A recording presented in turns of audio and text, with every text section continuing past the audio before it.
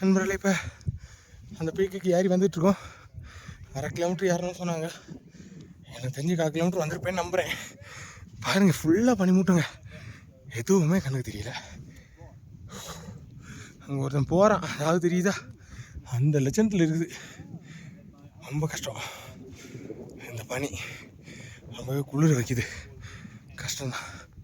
இருந்தாலும் பரவாயில்ல, நடந்துகிட்ருக்கேன். ஏன்னா காலைல இன்னும் ஸ்நாக்ஸ் கிடச்சிருச்சு, சாப்பிட்டப்போ கொஞ்சம் தம்பு இருக்குது.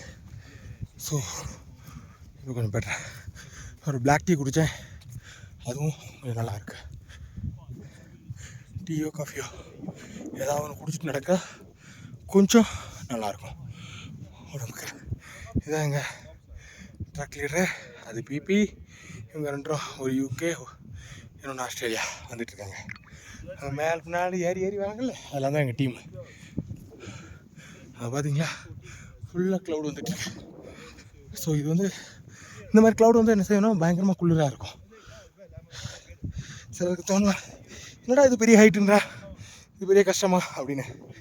நீங்கள் ஒரு எஸ்கலேட்டரில் ஒரு 15 நிமிஷம் ஜஸ்ட் போயிட்டே இருக்கோம் இல்லையா, அதில் ஏறி பாருங்கள், அப்போ தெரியும் இதோட கஷ்டம் எப்படி இருக்கும்னு.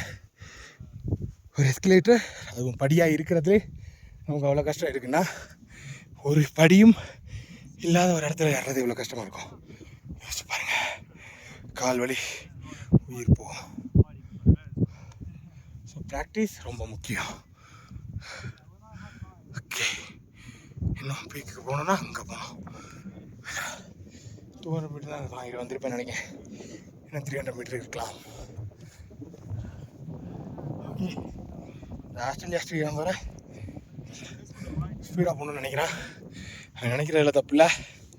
ஆனால் அதுக்குள்ளே போகிறோன்ட்டு இல்லை, எனக்கு தெரியுது. நான் சொன்னால் கோவப்படுவாங்க, அதனால் நான் சொல்ல.